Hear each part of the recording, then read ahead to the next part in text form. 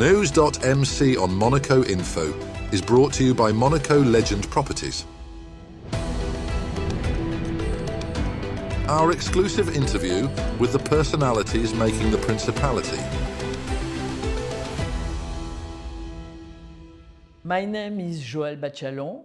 I am the General Secretary of FCEM. In French, is Femmes Chefs d'Entreprise Mondiale. Mainly an association of women business owners, but owners. It's an association that was founded in 1945 by a French lady whose name is Yvonne Foinant. And she did it because the men were, during the war, they were fighting. Brothers, husbands, fathers were dying.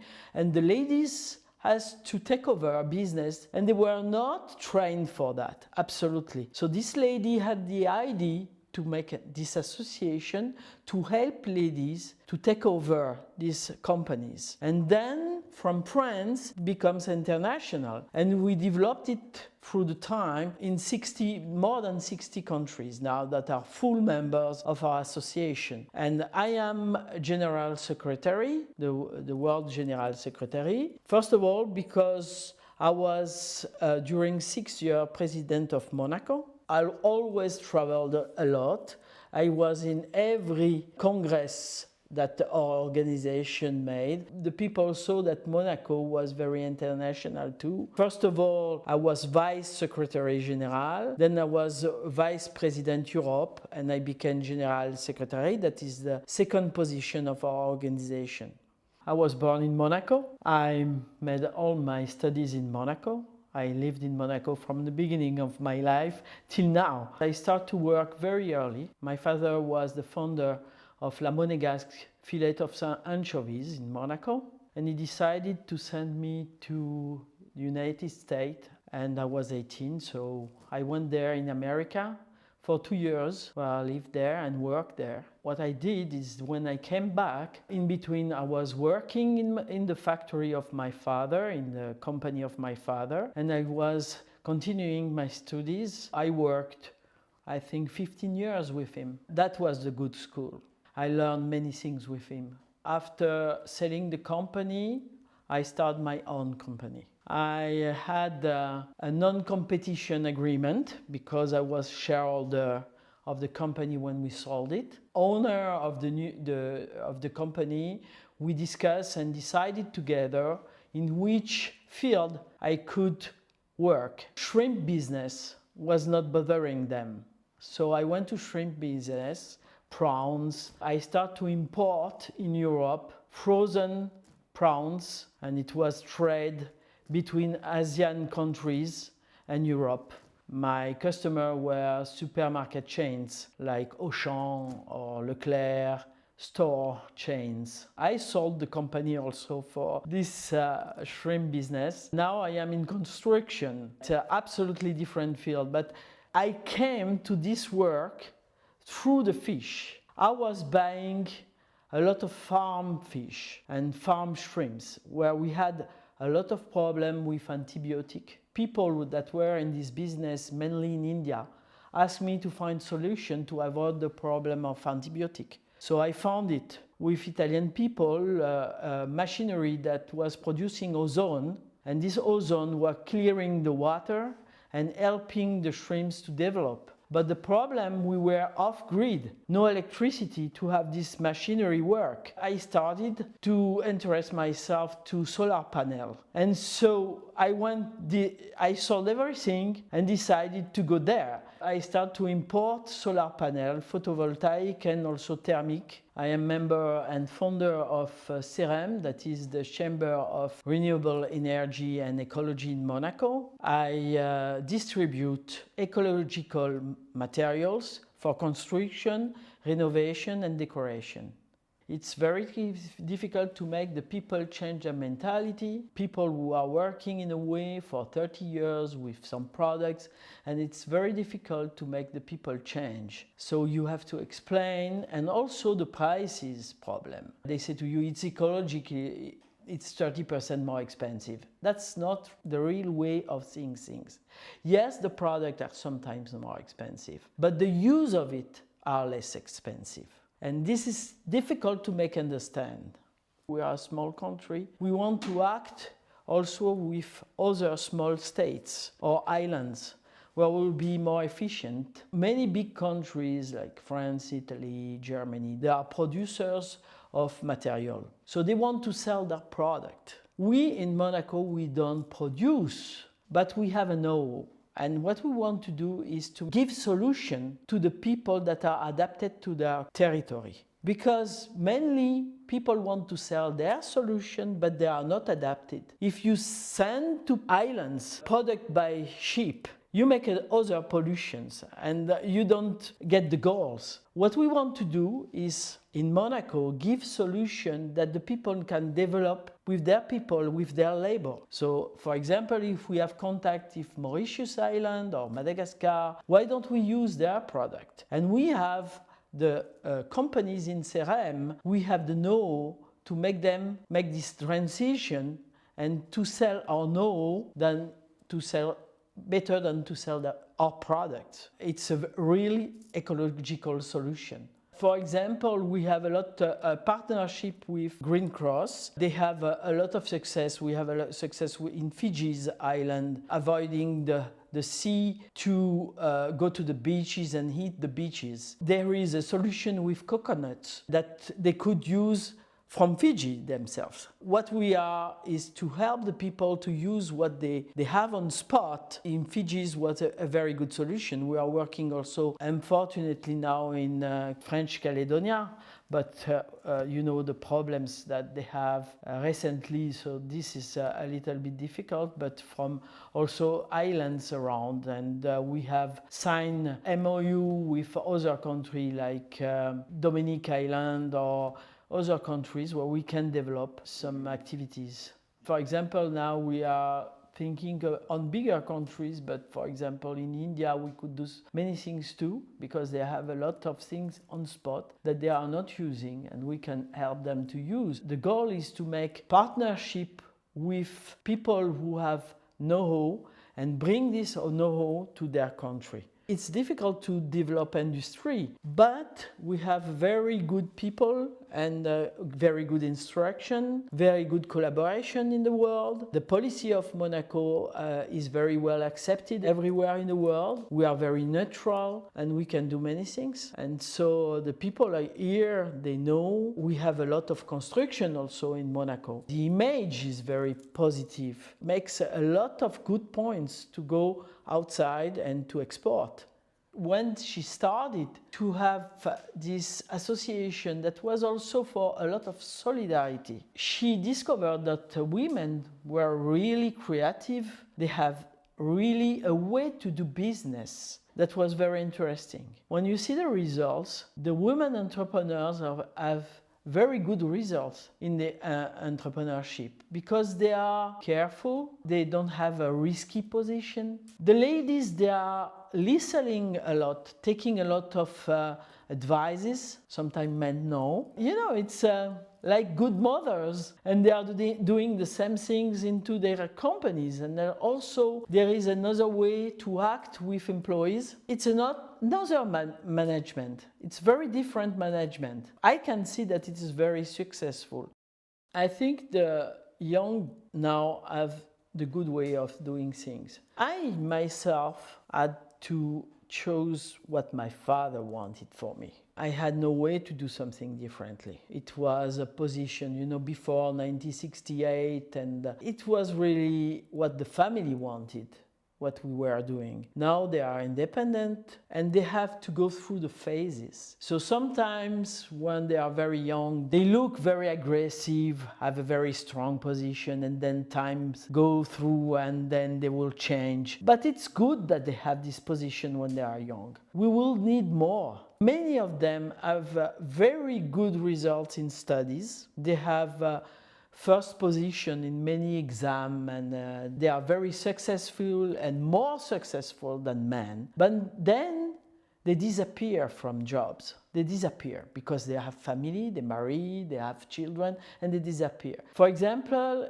we don't have enough people in digital, women in digital. 90% of algorithms are made by men. That is a real problem. We have to develop this with women too. And you have not many women going in scientist way. So we have to develop that. We had very important meetings organized by Europe. We had a program with women entrepreneurs, with Erasmus. We had studies in Finland, in Romania, in France. We saw that what we are missing is young ladies in scientist way and in digital.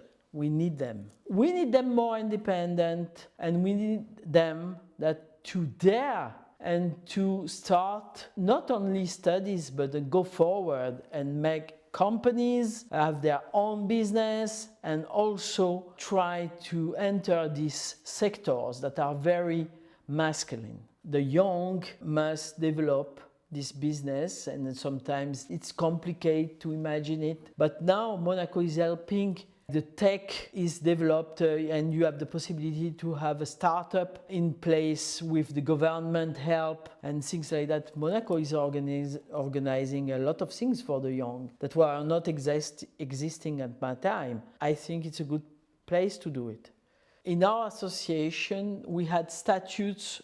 Every country has its own statutes. Many years ago, the ladies were coming from industry. They were all like me. My father was, and so I inherited because of my father the spirit. But now the new, they start with digital or they are coach.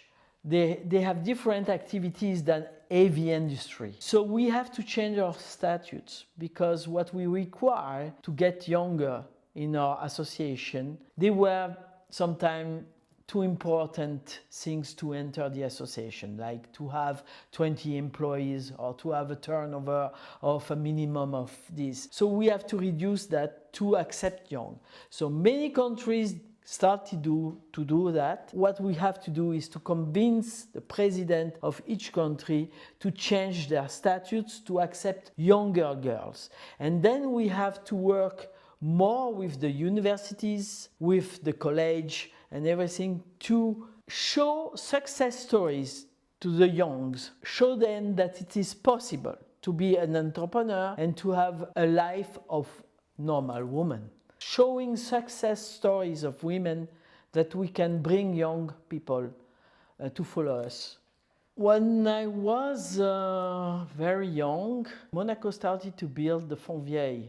I remember all the trucks bringing all the rocks, to make this platform. That was something very strange for me, but we are used to this transformation. I'm very proud of what we did in Monaco, and I could not imagine that we'll have this image later on, but I could feel that it was a very dynamic place. And everything was moving everywhere. It's very positive to see all those moves. I just regret some houses and some old palace we had, and we have maybe more concrete now. It's a country where concrete is there. But now Monaco, I see they make a transition. They made a lot of wood construction. They started with wood constructions. I think it will be maybe the future. What I regret is maybe sometimes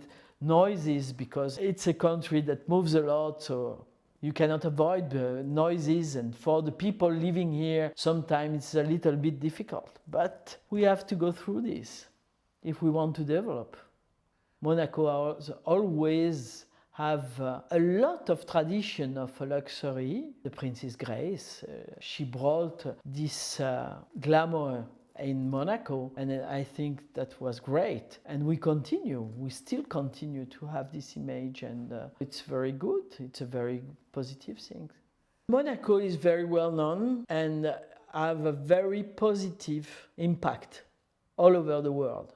Always very positive. Prince family is very important. The image is changing a little bit because, first of all, it was more a tourism place, casino, nice hotels and luxe. is very important. But little by little, people are discovering that in Monaco there are entrepreneurs, that we are doing things, constructions, and also the Prince's position on environmental project and solution, his work on the oceans, development of the museum. We have to develop this image of people very positive, and also what is important that we are many nationalities living in this little territory and that we live together without any problem. This diversity of nationalities, everybody, no problem at all to living together. And very positive also is this image of Monaco. We are a minority in our own country. And we have a lot of people coming from all over the world, and we are very happy with that. Nobody complains, and we are in minority in our own country. It's a very good model. I think we are very good people. I have a normal life, but I travel also a lot. More than 12 years, about 50% of my time out of Monaco. I have one part of my life also in Morocco, because I had a company in Morocco. I am not always in Monaco. There is a very good relationship between the King of Morocco and the Prince of Monaco, and in my office in Morocco, I have the two portraits in the same time. I have the King of Morocco and the Prince of Monaco in my office in Morocco. The Prince of Monaco is always with me, everywhere I go. You know, I was in the fish business. 40 years ago, I was the only woman in this sector. When I was going in Africa or in Asia to buy fish, no women were around. I was the only woman talking to the fishermen, to the industry of fish. But I never thought in my head I'm talking to a man. I'm talking to a person who is trying to sell me fish. So I have to do the best for my company. He's a man, okay, he's a man. I think the girls, they have to focus on their activities. Business is business. Enterprise are enterprise. Then you have your private life. If you want to think about gender in your private life, okay, but in the business, your focus is what is good for your company. Men, no men, women, no women. Business is business, something different. Then you do what you want in your private life. No relationship in business, never. Never with employees, never with partners, never. This is what is important for me. That is make you not weak in the business and respect it. Also honesty, what you engage your company, respect all the contracts and everything, to be honest, have an ethic. We invite a lot of men. We have to work together. We cannot do things by ourselves only. We have to have their agreement and to convince them to help women. Ladies cannot do what they want, because when a man is making a very important meeting after 8 o'clock p.m., it's difficult for a mother. So we have to explain to the people that maybe they can arrange. If we don't have the collaboration of men, we cannot do it. And also, you know, explain to the husband that they have to take part of the family life also, and not let the family life only on the shoulder of women. So they can develop a business and have time to do that. The ladies, they are very smart. They can do many things in the same time. And so we have to, because we have the family, we have the business. It's very complicated, more complicated than men. And also for the network. A man, after work, they can go have a drink somewhere with friends. So they make a network. The ladies, no. They have to go home because they have the children. So it's complicated, and we have to help them and to make the network by ourselves. But in the network, we need men too. I am, looking more for a parity. I don't want to compete. The only thing is we have some time to convince men that we can put together our strength. When you offer a position to a man, he doesn't think, he accepts. That's it.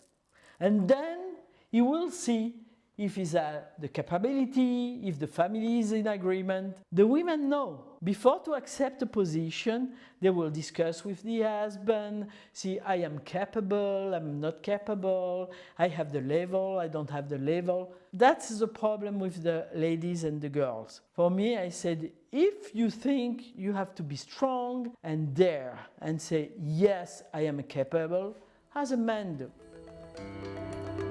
That's all for today. Thank you for watching News.mc, your English rendezvous on Monaco Info. Discover more interviews and stories on our websites, news.mc and monacoinfo.com. This show was brought to you by Monaco Legend Properties.